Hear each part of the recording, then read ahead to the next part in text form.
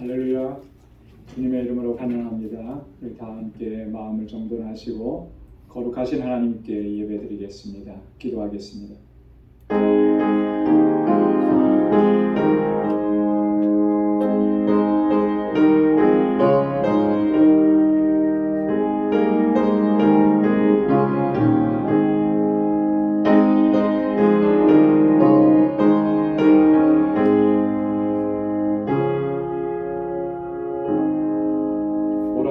우리가 굽혀 경배하며 우리를 지으신 여호와 앞에 무릎을 꿇자.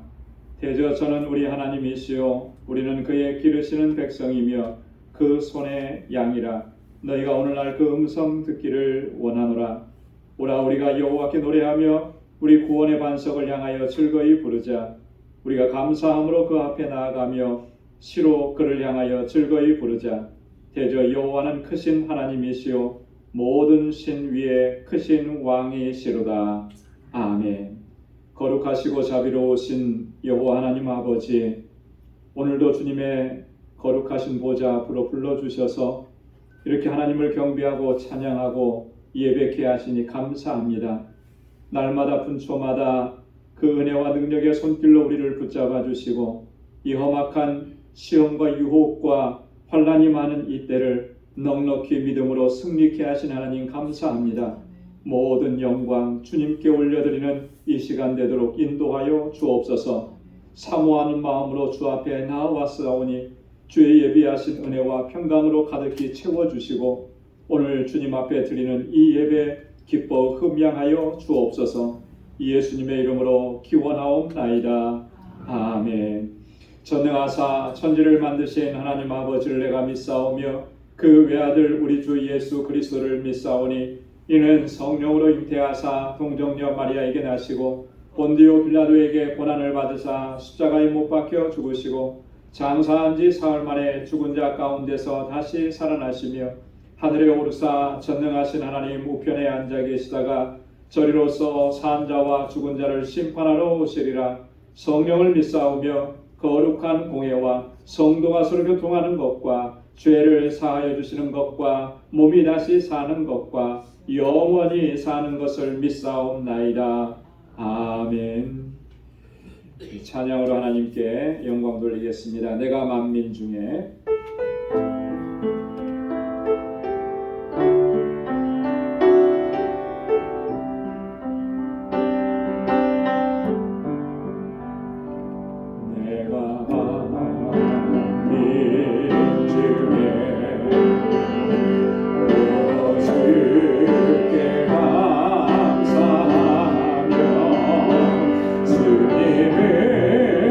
찬양하리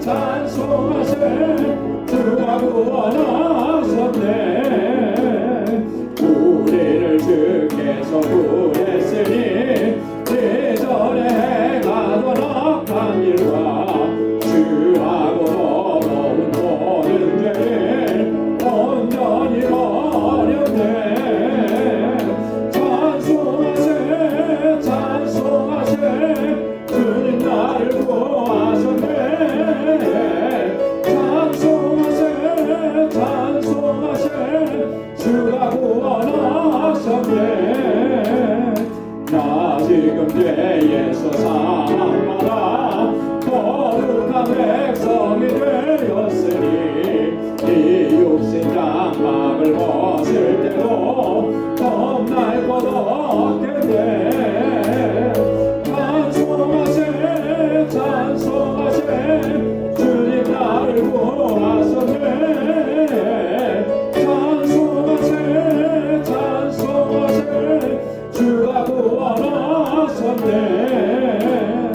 우리가 이 세상 떠날 때에 예수의 손목을 굳게 잡고 영원히 즐거운 천국에서 주와 함께 살겠네 찬송하세 찬송하세 주님 나를 구하셨네 찬송하세 찬송하세 주가 구원하셨네 사절요 우리가 이 세상 떠날 때에 예수의 손목을 굳게 잡고 영원히 즐거운 천국에서 주와 함께 살겠네 찬송하세 찬송하세 주님 나를 구하셨네 찬송하세 찬송하세 주가 구원하셨네 찬송하세 찬송하세 주님 나를 구하셨네 찬송하세 찬송하세 주가 구원하셨네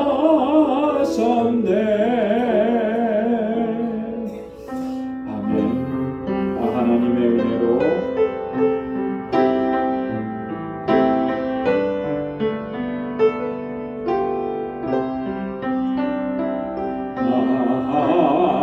하나님의 은혜로 있을 데 없는 자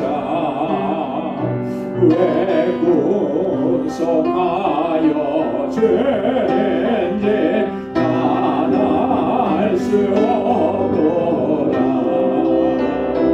내가 믿고 또 의지하며 내 모든 영역 잘하는 주님 늘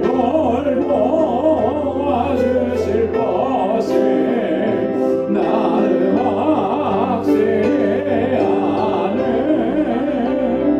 왜 내게 굳센 믿음과 또 복음 주셔서 내 마음이 항상 편한지 난 알 수 없도다 내가 믿고 또 의지하며 내 모든 영역 잘하는 주님 늘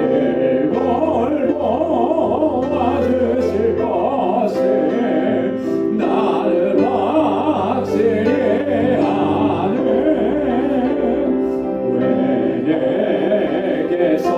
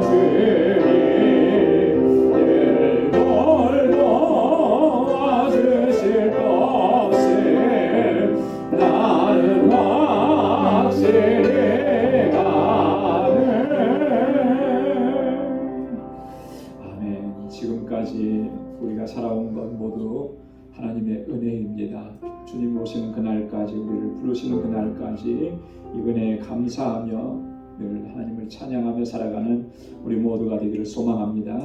우리 시간 다 같이 통성으로 기도하겠습니다. 우리 교회를 위해서, 우리 교회에 주신 사명, 특별히 영혼 구원의 사명 잘 감당하는 우리 공동체, 우리 모든 지체들이 되게 해달라고, 또 세워주신 하나님의 귀한 일꾼들 한 사람 한 사람 주님 기울음 부으시며 함께 하시고 성령으로 충만케 해달라고, 그래서 믿음의 역사, 사랑의 수고, 소망의 인내로 소문난 교회가 되게 해달라고, 은혜 베풀어달라고 함께 기도합니다. 또 선교를 위해서 우리 알라메다 방주교회 건축 일이 이제 월요일부터 시작이 되었습니다. 이 일이 하나님의 은혜 가운데 잘 감당되어서 아름다운 주님의 성전이 세워지도록, 또 이 일을 감당하고 있는 우리 힐에게 하나님 지혜와 또 권능으로 함께 해달라고, 우리 단기 선교 준비하고 있습니다. 은혜 베풀어 주시고 성령으로 충만케 해달라고, 우리 IT의 박창한 선교사님 지금 상당히 어렵고 힘든 그런 상황 가운데 있습니다. 건강과 안전을 지켜달라고,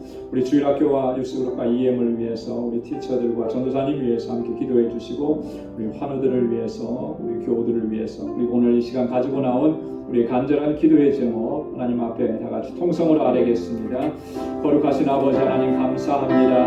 오늘도 아버지 하나님께서 저희들을 사랑하셔서 은혜의 보좌로 이렇게 불러주시고 하나님 주님을 경배하고 찬양하고 예배케 하시니 하나님 감사합니다. 오 하나님 아버지, 늘 주님 앞에 경배하게 소개하옵시고 간절히 사모함으로 주님 앞에 나아가는 저를 되게 하여 주옵소서. 이 시간도 하나님 주의 은혜를 사모하고 갈망하는 심령으로 나와싸우니 우리의 심령 가운데 하나님의 은혜로 채워주시고 성령으로 충만케 하여 주옵소서. 아버지 하나님, 이 시간 저희들의 마음을 같이하여서 함께 기도하옵는 것은 하나님께서 세워주신 우리 방주재단, 아버지 하나님 지금까지 놀라우신 역사와 은혜를 베푸시며 여기까지 인도해 주시니 감사합니다. 진정한 믿음의 공동체가 되게 하시고 아름다운 사랑의 공동체가 되도록 역사하여 주옵소서. 오직 소망의 주님만을 바라보고 오늘 이 땅에 사는 아버지 하나님 어려움과 고난과 환난들을 인내하며 이겨낼 수 있는 우리 모든 권속들이 되게 하여 주옵소서. 우리에게 주신 이 영원 구원의 사명을 잘 감당하게 하시고 구원의 방주로 우리서게 하셔서 하나님 찾으시는 영혼들을 주님께로 인도하여서 이 전이 정말 새 생명의 역사로 날마다 차고 넘치는 구원의 기쁨과 감격 속에서 하나님을 예배하는 저희를 되게 하여 주시옵소서. 하나님의 귀한 일꾼들 기름 부어 세우셨습니다. 능력으로 함께하여 주옵소서. 맡은 자들에게 구할 것은 충성이라고 하셨습니다. 우리의 마음을 다하고 뜻을 다하고 힘을 다하여 아버지 하나님 주님 앞에 헌신하고 충성하게 하시고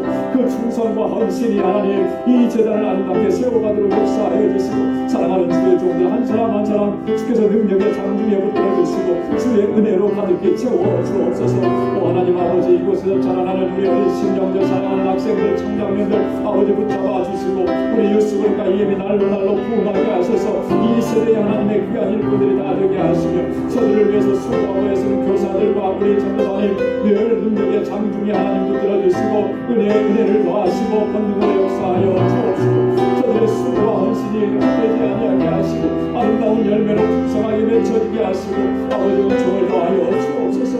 우리 아버지 하나님 선교지마다 우리 선교사님들 강건하게 붙잡아 주옵소서. 특별히 알라메다 방주교회 하나님 은혜 가운데 하나님 정말 아버지 하나님이 아름다운 성전을 건축하는 일이 시작되었습니다. 아버지 하나님 모든 과정들을 하나님께서 선하게 인도하시고 역사하여 주셔서 하나님 아버지 그 지역의 구원의 방주가 아름답게 세워지도록 인도하여 주옵시고 아버지 하나님 우리 힐베르토에게 지혜 주시고 능력을 하여 주셔서 아버지 모든 건축하는 일들을 잘 관리하고 살릴 수 있도록 은혜하여 주옵소서. 우리 알라메다 방주교회가 날로 부흥하게 하옵소서. 그 지역의 모든 영혼들 주님께로 돌아오게 하는 놀라우신 사명 잘 감당하게 하옵소서. 이번에 7월달에 단기 선교를 준비합니다.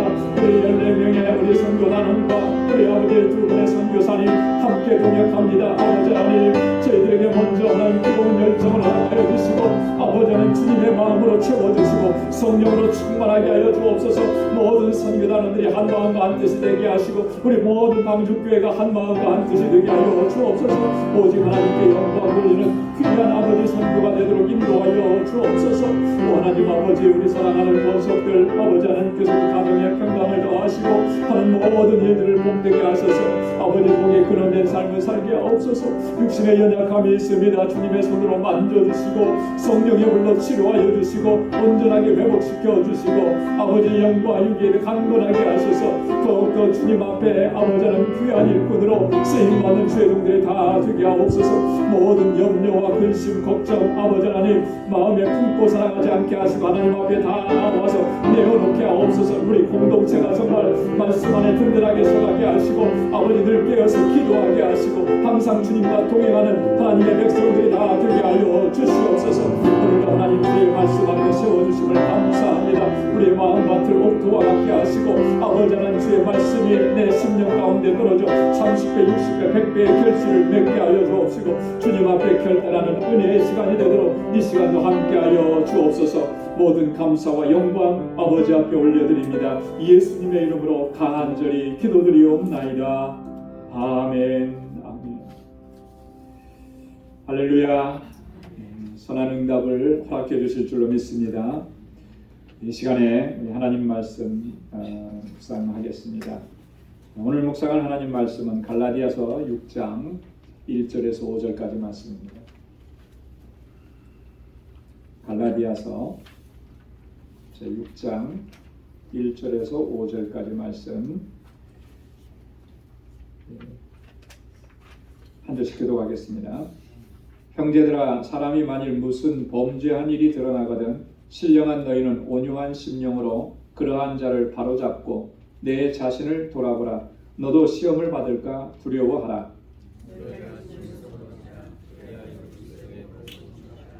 만일 누가 아무것도 되지 못하고 된 줄로 생각하면 스스로 속임이니라.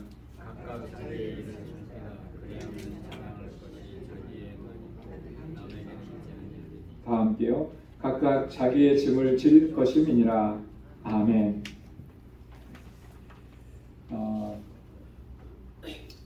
드디어 우리 갈라디아서 6장 마지막 부분까지 이제 왔습니다.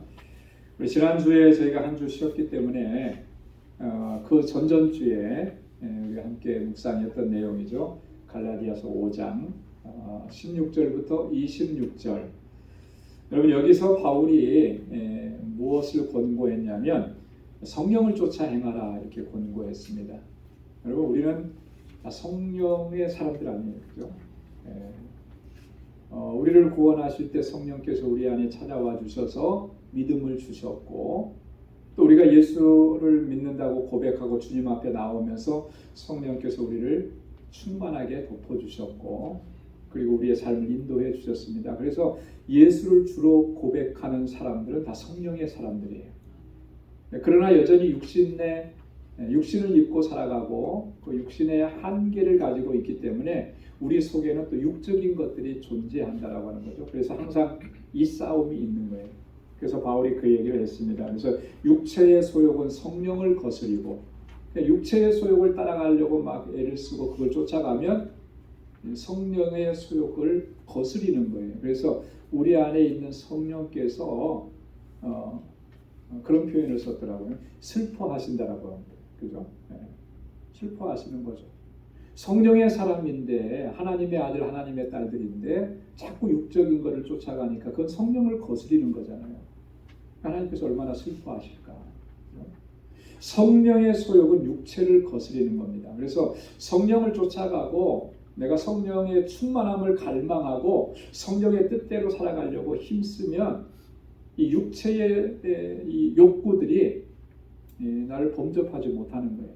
그래서 우리가 육체의 소욕을 이길 수 있는 힘은 뭐예요?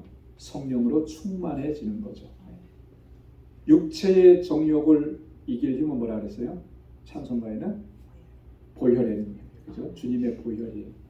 주님의 보혈이라는 말과 성령의 역사라는 말과 이게 같은 의미잖아요. 그죠? 이것밖에는 없어요. 그래서 항상 우리가 성령 충만함을 구하고 성령의 뜻대로 살아가고. 그래서 바울이 육체의 일이 뭐냐 아주 구체적으로 얘기했잖아요. 우리가 잘 모를까봐 아주 세세하게 얘기했습니다. 그래서 우리가 이 갈라디아서 5장 19절로 21절의 내용을 여러분 한번 살펴보십시오. 자주 살펴보고 항상 우리는 성경 구절에서 이건 은혜가 되고 이거는 정말 축복된 말씀이고 좋은 것만 이렇게 보잖아요. 그거 좋아요. 그렇게 해야 돼요. 근데 우리가 경계해야 되는 내용들도 살펴야 됩니다. 성경은 다 중요하잖아요. 이게 이만큼 중요하기 때문에 육체의 일이 얼마나 두드러지고 현저한지를 바울이 왜 그렇게까지 자세히 설명을 해놨겠습니까? 그만큼 중요하니까 우리가 의식하지 않고 살아가면 그러면 그 일들을 생각 없이 범하게 되는 거예요. 그런데 그걸 의식하면 항상 조심하게 되는 거죠. 주의하게 되는 거죠. 여러분 길거리 다니면서 법으로 이게 여기는 뭐 스탑 사인 해야 되고 뭐 여기는 뭐 시속 몇 마일 이상 가면 안 됩니다라고. 여러분 그거 그냥 법으로 딱 해놓고 알려주면 그만인데 왜 그걸 자꾸 써놓겠습니까? 왜 자꾸 잊어버리잖아요. 그걸 보고 기억하라는 거죠. 상기시켜주는 거잖아요. 그래서 이렇게 신호의 그 표지판도 다 세워놓는 거 아니겠습니까? 성경은 우리 안에서 그런 역할을 하는 거예요. 그죠? 그것이 우리가 축복이라고 생각하는 일이든지 아니면 그것이 정말 무섭고 두려운 일이든지 간에 다 우리로 하여금 그걸 보면서 경계하게 하신 거예요. 그래서 육체의 일이 도대체 어떤 일인가, 내가 혹시 그런 일들을 지금 쫓아가고 있지 않는가를 살펴야 되는 거죠. 그래서 오늘 본문에도 보면 살피라고 하는 말이 나옵니다. 이게 굉장히 중요한 거예요. 그러면서 또 성령의 열매는 어떤 것이다. 9가지 성령의 열매를 또 구체적으로 설명을 해놨습니다. 그러면서 24절부터 26절까지 이 성령의 사람들의 특징을 얘기해 줬어요. 여러분, 바울이 여기서 성령의 사람의 특징 3가지로 정리를 했는데 기억나십니까? 안 기억나실 줄 알고 한 번 더 제가 말씀을 드리는 거예요. 성령의 사람의 특징은 뭐라 그랬냐면 육체와 함께 그 정과 욕심을 십자가에 못 박은 사람들이라는 거예요. 육체와 함께 그 정과 욕심을, 육적인 것들을 다 십자가에 못 박는 사람, 날마다 그것을 죽이면서 살아가는 사람이 성령의 사람이라는 거죠. 또 성령의 사람의 특징은 26절에 보면 헛된 영광을 구하지 않는다는 거예요. 헛된 영광, 헛된 야망, 이런 것들, 세상적인 욕망, 야망들, 이거 구하지 않는다라고 하는 거예요. 오직 뭐만 구하는 것이겠습니까? 하나님의 거룩한 영광만을 구하는 거예요. 이게 성령의 사람. 그리고 성령의 사람들은 서로 격동하고 투기하지 않는 것입니다. 그죠? 여러분, 성령의 사람들은 함께하는 걸 좋아해요. 그죠? 그래서 공동체를 이루는 것이고 주님의 일도 독불장군처럼 혼자 하는 게 아니라 뭐 그런 천상천하 유아독전 이렇게 하는 게 아니라 함께 하는 거예요. 함께. 그래서 거기에는 격동을 시키는 일이 없고, 격동시킨다는 것은 싸움을 건다는 거잖아요. 왜 주님의 일을 하면서 싸움을 겁니까? 그거는 성령께서 하시는 일이 아니죠. 다 한 마음이 되고 한 뜻이 되어서 같이 주님의 일을 이루어가는 거잖아요. 서로 투기하지 않는 거예요. 주님의 일을 하면서 왜 투기하는 거예요? 왜 시기하는 겁니까? 뭔가 대단히 잘못된 거죠. 그래서 혹시라도 그럴 수 있어요. 아까도 말씀드렸듯이 우리 안에는 성령께서 역사하시는 부분과 육체의 소욕을 따라가려고 하는 그런 부분들이 동시에 존재하는 거예요. 그래서 육체의 소욕을 쫓아서 살아가게 하는 그 마음이 더 커지게 되면 이런 일들이 일어나는 거죠. 시기하고 투기하고 질투하고. 이거 다스려야 되는 거예요. 이거 다스리지 못하면 하나님의 영광을 가리게 되는 것입니다. 그래서 바울이 성령의 사람은 이런 특징이 있다 이렇게 설명을 했습니다. 갈라디아서가 이제 5장 6장이 실천적인 측면이라 그랬는데 사실 실제적인 실천적인 측면은 6장이에요. 오늘 함께 공부한. 그래서 오늘 본문 갈라디아서 6장은 한 3번에 걸쳐서 함께 우리가 말씀을 좀 묵상하려고 합니다. 자, 먼저 오늘은 1절부터 5절까지 말씀을 같이 읽었는데요. 전체적인 주제를 보면 그리스도의 법을 성취하라라고 하는 주제. 여러분, 우리가 신앙생활하면서 그리스도께서 우리에게 주신 법이 있어요. 그것은 다른 말로 얘기하면 우리 주님의 뜻이라고 얘기할 수 있는 거죠. 그 뜻을 성취하기 위해서 항상 힘쓰고 또 주님 앞에서 우리를 살피고 그렇게 해야 하는 것입니다. 바울이 이제 여기서 그 사실을 강조하는데요. 자, 그러면 1절 한번 보겠습니다. 형제들아, 사람이 만일 무슨 범죄한 일이 드러나거든 신령한 너희는 온유한 심령으로 그러한 자를 바로잡고 내 자신을 돌아보아 너도 시험을 받을까 두려워하라. 바울이 제일 먼저 얘기하는 게 뭐냐면 이 공동체 안에 어떤 범죄한 일들이 발견되면 잘못하고 죄를 범한 그러한 지체들이 있는 것이 발견이 되면 우리가 그것을 어떻게 처리해야 할 것이냐라고 하는 문제를 지금 얘기하는 거예요. 이 공동체 안에서 이 범죄한 사람을 어떻게 다루느냐라고 하는 것은 굉장히 중요합니다. 여러분, 그래서 우리 장로님들은 다 장로고시 준비하면서 다 이렇게 보셨던 내용들인데요. 우리 헌법책이 있잖아요. 그 헌법책 안에도 보면 권고와 징계라고 하는 그런 부분이 있어요. 그런 파트가 있습니다. 그건 뭐냐면 범죄한 사람들을 교회 공동체 안에서 어떤 원칙과 원리와 규정과 법에 따라서 그 사람들을 다룰 것인지 권고하고 징계한다는 건 왜 징계하겠습니까? 권고를 안 들으니까 징계하는 거겠죠. 그런 걸 어떻게 할 것이냐 구체적으로 이렇게 설명을 해놨습니다. 이게 잘 안 되면요, 이 거룩한 공동체는 공동체의 거룩성을 자꾸 훼손시키게 됩니다. 그렇잖아요. 어떤 그 과일들이 이제 이렇게 어떤 이유로 인해서 썩어져 갑니다. 한 박스가 있으면 썩어져 가면 장사하는 사람들은 어떻게 합니까? 그걸 딱 펼쳐봤을 때 빨리 썩어진 것을 빼내죠. 그거 안 빼내면 어떻게 되죠? 그 옆에 것도 금방금방 썩어져 가는. 그렇게 며칠 놔둬버리면 상자 안에 있는 게 다 썩어지는 거예요. 그러니까 원리는 똑같아요. 공동체 안에서 거룩함을 훼손하는 그런 잘못된 일들이 발견되면 그 문제를 바르게 처리하지 않으면 급속도로 퍼져가는 겁니다. 그래서 바울은 누룩이라고 하는 표현을 많이 썼어요. 그죠? 누룩의 특징은 뭐죠? 번져가는 데예요. 번져가는 데. 부풀려지고 번져가는 데. 여러분, 그런 일들이 벌어져서 교회가 어려움을 겪고 교회 공동체가 또 서로 간에 상처를 입고 낙심하고 심지어는 교회가 갈라지고 이런 일들이 사실 심심치 않게 일어나는 거예요.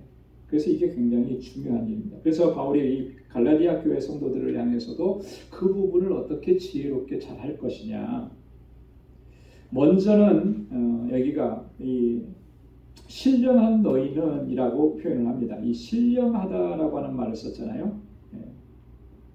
신령하다라고 하는 말은 그리스도 예수의 사람들이다. 성령을 쫓아 살아가는 성도들이다. 그런 의미입니다. 너희는 성령의 사람들 아니냐. 성령의 사람들이라면 그러면 성령의 사람답게 이 문제를 해결해야 된다라고 하는 거죠. 첫 번째가 보니까 온유한 심령으로 그러한 자를 바로잡아줘야 된다. 온유한 심령으로 바로잡아줘야 되죠. 이거 바로잡지 못하면 문제가 커지는 거잖아요. 바로잡아줘야 되는데 어떻게 바로잡아줘요? 어떤 심령, 어떤 자세로? 온유한 심령으로. 여러분 꼭 기억하시기 바랍니다. 이 온유한 심령으로 해요. 어떤 사람이 범죄했다고 해서 그 사람을 배척하거나 정죄하지 말라는 거죠. 오히려 불쌍히 여기는 마음으로 권고하고 권면하라라고 하는 거예요. 그게 온유한 심령으로. 여러분 한번 생각해 보십시오. 스스로에게. 누가 잘못을 범했어요. 누가 죄를 졌습니다. 누가 해서는 안 된 일을 했어요. 그 일을 내가 목격했습니다. 그러면 여러분 어떻게 반응했나요? 그 일에 대해서. 첫째, 모르는 척 눈 감았다. 둘째, 조용히 교회에 알렸다. 셋째, 이 사람 저 사람에게 저 사람이 저랬대 하고 이야기했다. 어떤 건 것 같아요? 1, 2, 3번 고르라는데도 못 고르시네. 근데요, 많은 경우는 그런 경우들이 있는 거예요. 누군가가 잘못하면 조용히 그 문제를 해결하려고 하기보다 자꾸 누구한테 얘기를 하는 거예요. 아, 누가 뭐 했대더라. 그럴 수가 있니? 누가 뭐 했대더라. 그러고도 뭐 누구라고 할 수 있니? 이렇게 자꾸 얘기를 하는 거예요. 그렇게 얘기를 하면은 결국에는 그 문제가 해결이 되는 게 아니고 문제는 더 커지는 거예요. 상처는 더 깊어지는 겁니다. 한 영혼을 살려내는 게 우리의 목적인데, 그죠? 바로 잡아주는 게 그게 성도가 해야 될 일인데 그 바로 잡아주는 일을 못해요. 그래서 우리가 항상 조심해. 요한복음 8장에 보면, 여러분 요한복음 8장에는 참 그 놀라운 그 상황이 기록되어 있습니다. 뭐냐면 예수님을 정죄하려고 했던, 예수님을 이게 올무에 걸어서 이렇게 넘어뜨리려고 했던 당시에 제사장들 바리새인들이 가늠하다가 현장에서 잡힌 여인을 데리고 옵니다. 예수님 앞에. 그리고 얘기해요. 이 가늠하다가 현장에서 잡혔습니다. 율법에는, 모세의 법에는 돌로 쳐서 죽이라고 했습니다. 예수 당신 어떻게 하겠습니까? 법이 있는데, 그죠? 법에서는 분명히 돌로 쳐서 죽이라고 했는데 예수님께서 뭐라고 말씀을 하죠? 정말 대답하기 곤란한 상황이잖아요. 그죠? 용서해줘라고 그냥 한마디 해버리면 그거는 법을 어기는 사람이 돼버리는 거죠. 그래 죽여라 그러면 예수님이 지금까지 사랑에 대해서 얘기했는데 너무나 매몰차고 비정한 사람이라고 이렇게 얘기하고 뭐 이래도 걸리고 저래도 걸리는 거예요. 그때 예수님께서 하신 말씀은 죄 있는 자가, 죄 없는 자가 먼저 돌로 치라. 자, 그리고 나서 이 여인을 향해서 주님께서 하셨던 말씀을 우리는 기억해야. 뭐라고 말씀하셨죠? 네, 그렇죠. 나도 너를 정죄치 아니하노니 다시는 죄를 범하지 마라. 예수님이 이 여인에게 너는 죄인이 아니야 이렇게 선언한 거 아닙니다. 너 분명히 죄인인 건 맞다라고 하는 거죠. 왜냐하면 다시는 죄를 범치 말라고 하셨으니까. 자, 그런데 그게 예수님께서 이 여인을 정죄한 거 아니잖아요. 그 앞에 뭐라고 말씀하셨죠? 그렇게 말씀하신 걸 우리가 기억을 해야 하는 것입니다. 나도 너를 정죄하지 않다. 여러분, 예수님께서도 정죄하지 않으셨는데 우리가 뭐라고 정죄하고 가십하고 그 사람의 잘못을 떠벌리고 이렇게 저렇게 말하고, 여러분 그렇게 하는 거예요. 하나님께서 다 보고 계시는 거예요. 내가 누군가의 잘못을 용서해야 나도 하나님께로부터 용서받는 거죠. 그렇지 않겠습니까? 우리가 주기도문을 그렇게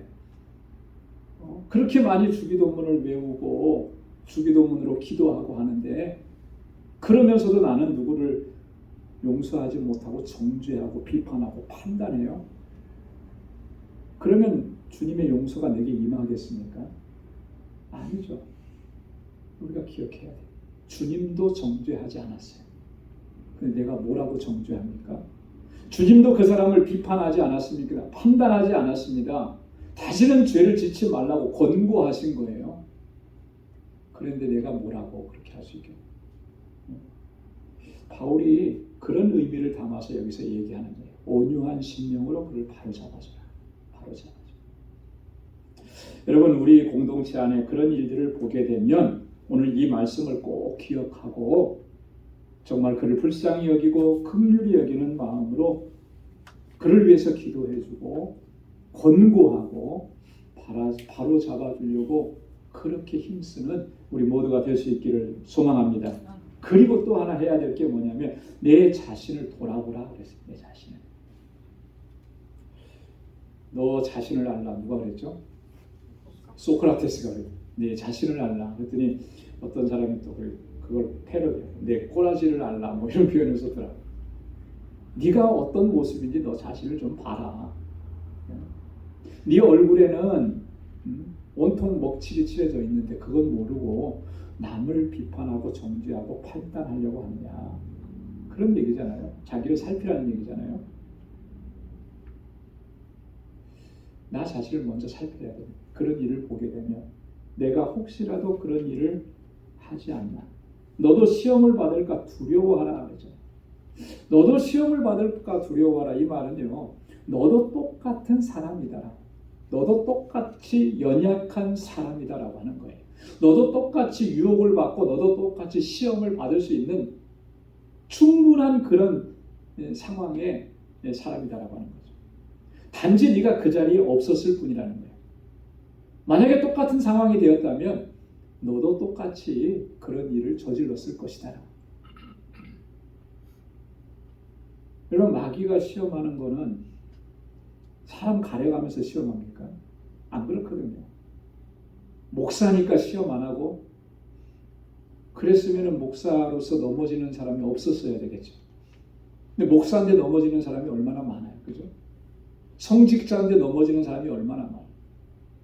성직자이기 때문에 더 강하게 시험하고 유혹하는 겁니다. 누구나 다 그런 시험을 받을 수 있는 그런 상황이 있어요. 내가 그만큼 연약한 거예요. 다윗도 넘어졌었는데 우리라고 안 넘어지겠습니까? 그러니까 항상 너도 시험을 받을까 두려워하라. 두려워하라라고 하는 말은 무서워 떨라 뭐 그런 의미가 아니고요. 항상 조심하라는 거죠. 경계하라는 거죠. 경계하라. 여러분, 우리 신앙 공동체 안에는 나 자신은 경계하고 조심하고, 또 다른 지체들은 또 서로 잡아주고 이끌어주고 바로 세워주는 그러한 믿음의 공동체가 될 수 있기를 주님의 이름으로 축원합니다. 거기에 기록되어 있는 성경 구절들은 여러분 한번 좀 돌아가셔서 꼭 읽고 또 참고해 보시기 바랍니다. 특별히 우리 마태복음 18장 15절에 있는 말씀 우리 한번 같이 한번 읽어볼까요? 내 형제가 죄를 범하거든 가서 너와 그 사람과만 상대하여 권고하라. 만일 들으면 내가 내 형제를 얻을 것이요 만일 듣지 않거든 한두 사람을 데리고 가서 두세 증인의 입으로 말마다 증참케 하라. 만일 그들의 말도 듣지 않거든 교회의 말하고 교회의 말도 듣지 않거든 이방인과 세리와 같이 여기라. 주님께서 말씀하신 거예요. 어떤 사람이 죄를 범하고 잘못한 일을 발견했으면 과정이 있는 거죠. 어떻게 하라는 거예요. 너와 그 사람하고 얘기하라는 거예요. 권고하라는 거죠. 그렇게 해도 이 권고를 받아들이지 않으면 어떻게 하라는 거예요? 또 두세 사람 더 같이 가서 권고하라는 거예요. 그래도 받아들이지 않으면 그때 가서 교회에 얘기하라는 거죠. 교회가 결정하고 교회가 권고했는데도 안 들으면 그 다음에는 이제 할 수 없어요. 그죠? 교회가 끝까지 최선을 다했는데도 안 되면 그 다음에 가서야 이방인과 세리와 같이 여기라 이렇게 말씀하신 건데 우리는 그냥 처음부터 죄인으로 낙인을 찍어버려요. 그런 일은 결코 있어서는 안 된다라고 하는 것입니다. 자, 그 다음에 두 번째 2절을 보면 너희가 짐을 서로 지라 그리하여 그리스도의 법을 성취하라. 짐을 서로 지라 그랬습니다. 여기서 말하는 짐이라고 하는 것은요. 뒤에도 보면 또 짐이 나오는데 헬라어로는 바로스라고 되어 있어요. 혼자서 감당할 수 없는 어떤 무거운 짐인데 좀 더 구체적으로 얘기하면 이런 거예요. 앞에서 지금 범죄한 것에 대해서 얘기했잖아요. 그 죄를 범함으로 인해서 겪게 되는 그런 수고와 고통 이런 것들을 의미합니다. 그것을 함께 나누어 주라라고 하는 거예요. 여러분 우리 가족 중에 누군가가 잘못을 해서 범죄함으로 인해서 고통을 당하게 되면 여러분 식구들은 다 어떻게 합니까? 그 잘못을 저지르고 범죄한 본인만 힘든 거 아니죠, 그죠? 본인만 고통스러운 거 아니에요. 식구들이 다 그 고통을 함께 나누게 되는 거예요, 그죠? 함께 짊어지는 거죠. 내 가족의 친구 중 어떤 사람이 죄를 범해서 지금 잘못된 일로 인해서 벌을 받고 있는데 혼자서 나는 그 일 안 했다고 기쁘고 즐겁고 행복하고 여행 다니고 놀러 다니고 이럴 수 있는 사람은 아무도 없어요. 그죠? 네. 내가 비록 범죄하지 않았어도 가족 중에 누군가 한 사람이 그런 일로 이렇게 힘들어하고 고통스러워하면 그냥 가족이잖아요. 함께 고통스러워하고 함께 그 아픔에 참여하는 거죠.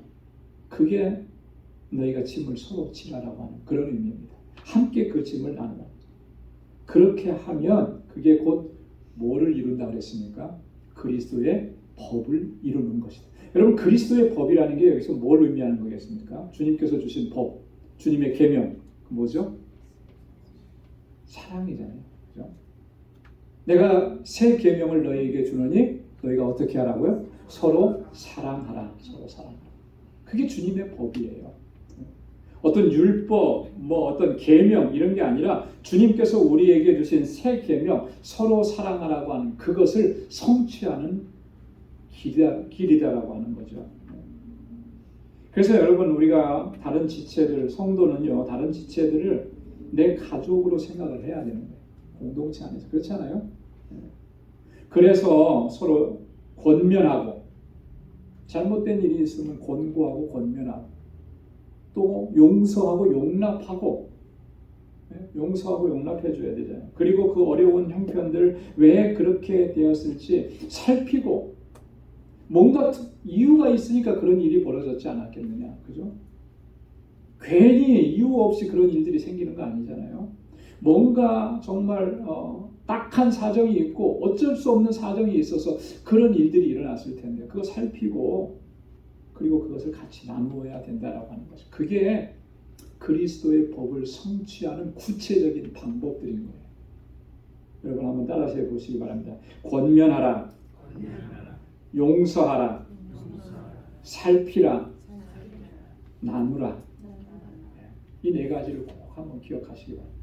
권면하고 용서하고 또 살피고 또 그 고통과 아픔을 함께 나누고 그것이 서로 사랑하라고 하는 주님의 새 계명을 구체적으로 이루어가는 실천적인 방법인 줄로 믿습니다.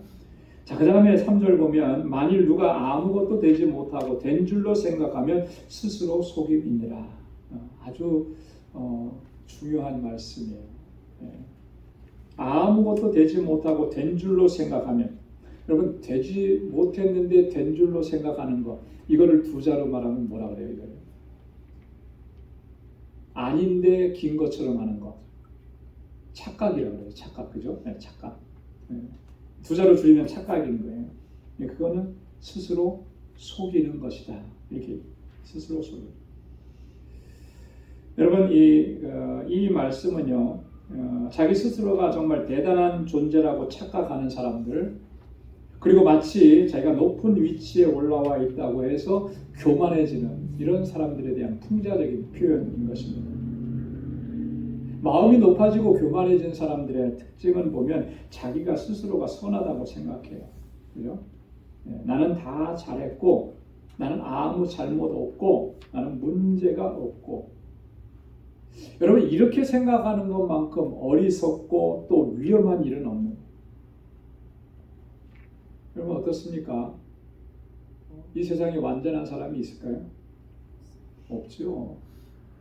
항상 우리가 스스로에 대해서 어떤 자부심을 가지고 나는 그래도 그런 일들을 안 해서 이렇게 하는 모든 것들이 보면 다 상대적인 거예요. 상대적이라는 말은 비교한다는 거죠. 누군가하고 비교해서 나는 그 사람보다 나으니까 나는 완전하고 나는 괜찮아 이렇게 생각하는, 그렇죠? 내가 뭐를 근거로 해서 나는 그래도 제법 괜찮은 사람이야 스스로 그렇게 생각하겠습니까? 다 비교하니까 그런 거잖아요. 미국에 사는 사람들, 미국 사람들은 그게 굉장히 좀 강한 것 같더라고요. 그죠? 그래서 저는 점점 그런 거를 제 기분인지는 모르겠는데 그런 걸 자꾸 느껴지는 거예요. 비교 당하는 것 같아요. 실질적으로 그럴 거예요.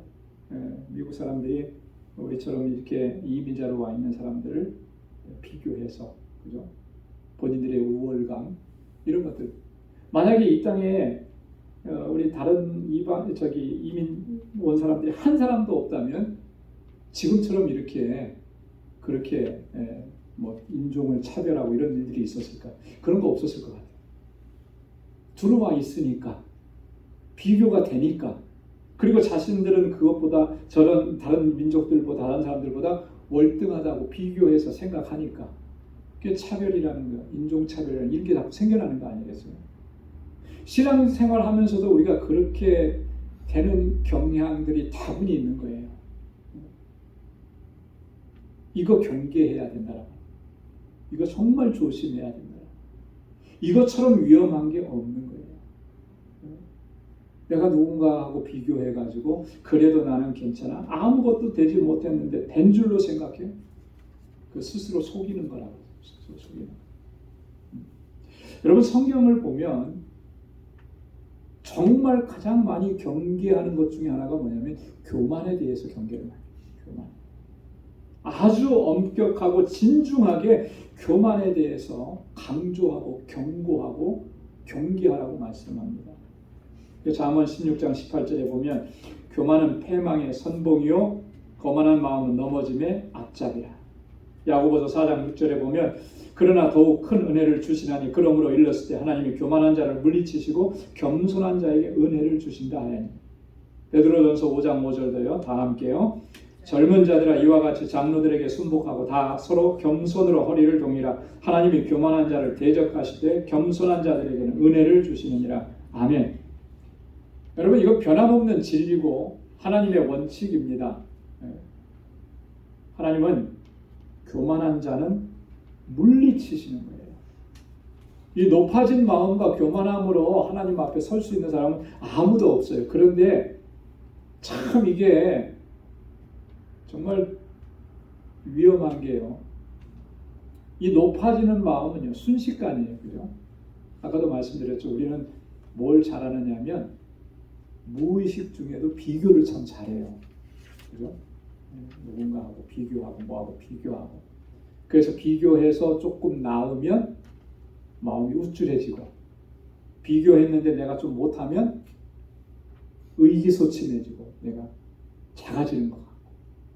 옛날에 그 유행가 가사 중에 그대 앞에만 서면 왜 나는 작아지는지. 다들 이렇게 유행가 같은 거 몰라서 잘 가사를 모르시는. 비교하니까 내가 자꾸 의기소침해지는 거예요. 이 비교라는 게 그만큼 참 위험한 거죠.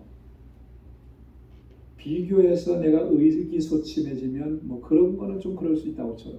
비교했는데 내가 교만해지면 이건 정말 최악인 거죠. 이거 경계해야 한다라고 하는 거예요. 하나님이 은혜 주시는 것은 겸손한 자에게 은혜 주십니다. 그래서 어떤 분이 그런 얘기했어요. 은혜는 위에서부터 아래로 흘러내려간다. 산 꼭대기에는 은혜가 머물 자리가 없는 거예요. 그죠? 물이 그렇잖아요. 꼭대기에 있는 물은 고이지 않죠. 이 물은 다 어디에 내려가서 고이나요? 밑에 바닥에, 계곡 바닥에 내려가서 고이는 거예요. 은혜는 그렇게 흐른다는 거죠. 그 낮은 곳에서 겸손하게 그 은혜를 사모하는 사람. 그래서 베드로가 그렇게 겸손으로 뭘 동이라고요? 허리를 동이라. 여러분, 우리가 늘 주님 앞에 겸비한 마음으로 설 수 있기를 늘 힘쓰고 또 그렇게 주님 앞에 서는 우리 모두가 될 수 있기를 소망합니다. 자, 그 다음에 4절에 보면 각각 자기의 일을 살피라. 그리하면 자랑할 것이 자기에게만 있고 남에게는 있지 아니하리라. 각각 자기의 일을 살피라. 여기 자기 일이라고 하는 것은 1절에 보면 내 자신을 돌아보라라고 하는 말과 같은 의미인 거예요. 근데 여기서 일이라고 하는 것은 어떤 업무나 내게 부여된 어떤 과제, 뭐 그런 일이 아니고 이런 걸 얘기하는 겁니다. 자신의 삶 속에서 나타나는 실제적인 말과 행동들, 행동거지라고 그러잖아요. 그죠? 이런 것들을 잘 살피라라고 하는 거예요. 자기를 살펴야 돼요. 그래서 전에도 한번 말씀드린 것 같은데요. 하루를 지나면서 잠자리에 들기 전에 오늘 하루 내가 어떻게 살았는지를 짧게라도 돌아보고 살피는 시간이 반드시 필요합니다. 내가 잘한 일도 있겠지만 잘못한 일도 있는 거예요. 근데 그 부분을 우리가 생각하지 않으면 그 일은 계속해서 반복이 되고 반복이 되면서 더 악화가 되는 거죠. 그죠? 자동차를 타고 다닐 때 항상 자동차 살피잖아요. 뭐가 문제가 있는지 없는지를 살피는 거예요. 근데 뭔가가 좀 이상한 소리가 나요. 근데 이거 별거 아니겠지 하고 그냥 넘어가 버리면 계속해서 넘어가다 보면 그 이상한 소리가 난 데서 반드시 문제가 생기게 됩니다. 그렇죠? 그래서 좀 이렇게 예민하신 분들, 잘 이렇게 세밀하게 살피시는 분들은 뭔가가 이렇게 문제가 소리가 다르다 그러면 바로 그 차를 가지고 정비소로 가더라. 이런 소리가 나는데 이게 평범한 소리가 아닌 것 같은데 좀 봐달라. 미연의 사고를 방지하는 거죠. 그렇게 하지 않으면 나중에 큰 사고가 났습니다. 우리 신앙생활도 마찬가지예요. 이렇게 하루를 돌아보면서 내가 하나님 앞에서 잘못한 것들이 있다면 살피고 그 하나님 앞에 그 문제를 내려놓고 회개하고 하나님께서 은혜 주셔서 그런 생각과 그런 행동과 그런 말들을 고칠 수 있도록 성령께서 나를 도와달라고. 그러면 그게 기도의 제목이 되는 거 아니겠습니까? 그거 붙잡고 하나님 앞에 기도하면 하나님께서 고쳐주시지요. 왜 안 고쳐주시고? 우리가 그거를 이그노해버리기 때문에 그게 나중에 문제가 되는 거예요. 이것처럼 안타까운 일이 없는 거죠.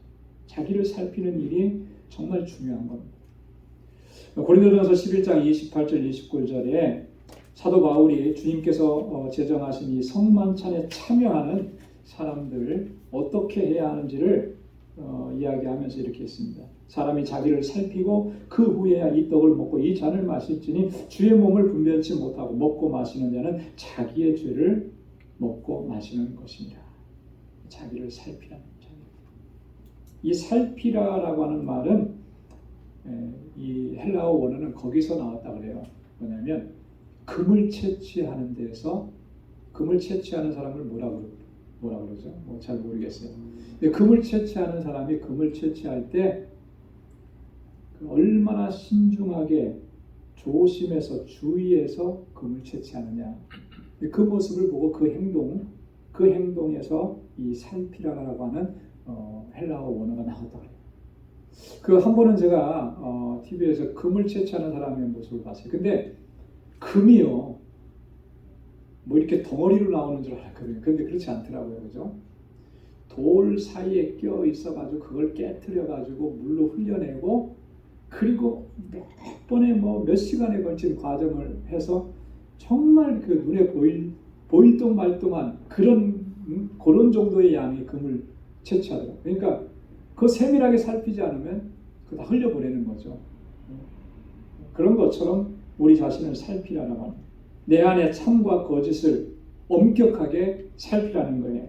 그리고 내 행동을 항상 조심스럽게 해야 한다라고 하는 것입니다. 그것이 우리가 해야 할 일이에요. 그렇게 하면 자랑할 것이 나에게만 있고 남에게 있지 않을 것이다. 다른 사람 앞에 자랑할 일이 뭐가 있겠습니까? 이게 자랑거리가 될 것이라고 생각하는 거예요. 그렇게 될 수도 없다라고 하는 것을 깨닫게 된다라고 하는 것이죠. 자, 마지막으로 5절 말씀에 각각 자기의 짐을 질 것이니라. 또 한 번 짐지는 것에 대한 얘기가 나오죠. 여기서 이 짐이라고 하는 것은 헬라어 원어에 보면 이게 단어가 다른 거예요. 자, 그래서 앞에서 짐을 나누라고 했을 때 그 짐은 바로스라 그랬어요. 범죄함 때문에 고통스럽고 괴로워하고 아파하는 거, 그걸 함께 나누라고 하는 거예요. 여기서 말하는 짐이라고 하는 것은 이런 의미라고 합니다. 이거는 이 군인들이 훈련할 때나 전쟁에 나갈 때 보면 자기의 그 짐을 지고 갑니다. 그걸 이제 군대 용어로는 뭐라 그러냐면 군장이라고 그래요. 그죠? 군장. 그래서 제일 군대에서 힘든 것 중에 하나가 뭐냐면 완전 군장 구보가 있어요. 군장을 다 채우면은 그게 거의 한 30kg, 40kg 이렇게 되거든요. 그걸 다 짊어지고 총 들고 그리고 뛰는 거예요. 이게 얼마나 힘들겠어요. 완전 군장 구보가 정말 힘든 건데, 자, 그때는요, 자기 짐은 자기가 다 치는 거예요. 사병도 자기 거 지는 것이고 장교라고 예외가 없어요. 장교도 자기 거 지고 그리고 행군하고 뛰고 그러는 거거든요. 이제 거기에서 유래된 말입니다. 그러니까 우리가 일상적으로 살아가는 삶 속에서 우리가 감당해야 될 책임이라는 게 있는 거죠. 의무라는 게 있는 거예요. 그거 각자가 지고 감당해 내야 한다라고 하는 것입니다. 우리 그리스도인들은 내게 맡겨준 그 일, 내가 감당해야 되는 그 책임을 다른 사람들에게 미루거나 전가하거나 그래서는 안 된다라고 하는 거죠. 그걸 성실하게 감당해 내야 된다는 권고가 오늘 사도 바울의 마지막 5절에서의 권고인 것입니다. 여러분, 우리에게 하나님께서 맡겨주신 특별한 사명도 있고요. 그리고 각자의 삶의 정황 속에서 맡겨주신 역할들이 있고 임무가 있어요. 가정에 돌아가면 가정에서는 주부로서 가장으로서의 역할이 있는 것이고, 직장에 돌아가면 직장에서 내가 해야 될 일들이 있는 것이죠. 그 일들을 성실하게 감당해내는 것, 그게 그리스도인의 바른 모습이라고 하는 거죠. 여러분, 이것이 잘못되어서 하나님을 욕되게 하고 하나님 영광 가려우는 일들이 종종 일어나는 거예요. 여러분, 내게 주어진 일이 그것이 무엇이든지 정말 성실하게 감당해내면서 또 하나님께 영광 돌리는 삶을 살아가는 저와 여러분들이 다 될 수 있기를 소망합니다. 오늘 본문에서 권고하고 있는 이 권고의 내용들은 오늘 우리에게도 너무나 중요한 내용들입니다. 그래서 하나하나 잘 살펴보면서 또 한 주간 이 말씀을 또 묵상하면서 우리 자신의 모습을 살피고 그렇게 하나님의 뜻을 이루어가는 저와 여러분들이 될 수 있기를 주님의 이름으로 축원합니다. 기도하겠습니다. 거룩하신 아버지 하나님, 감사합니다. 오늘도 저희들을 사랑하시고 또 저에게 은혜 주시고 이렇게 날마다 주님을 사모하는 귀한 마음 주시고 하나님, 주님 앞에 나아오도록 인도해 주셔서 감사합니다. 하나님의 거룩한 백성으로 저희들을 택하여 주셨고 우리 안에 성령으로 충만하게 하시고 하나님 성령의 인도하심을 하나님 우리에게 허락해 주심을 감사합니다. 늘 순종하고 겸비한 마음으로 주님 앞에 서게 하여 주옵소서. 하나님의 자녀답게 이 세상을 살고 하나님의 영광을 위해서 살아갈 수 있는 우리 모두가 되게 하여 주옵소서.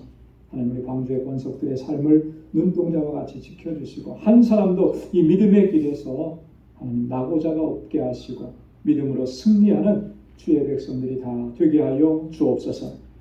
이제는 우리 주 예수 그리스도의 무한하신 은혜와 하나님 아버지의 크고 놀라우신 사랑과 성령의 위로 교통 충만하심의 역사가 성령의 인도하심을 따라 주의 뜻대로 순종하며 살아가기로 결단하는 우리 광주의 모든 믿음의 권속들과 또 저들의 가정과 직장, 생업의 터전과 학업 위에 이제로부터 영원까지 함께 하시기를 간절히 축원하옵나이다. 아멘.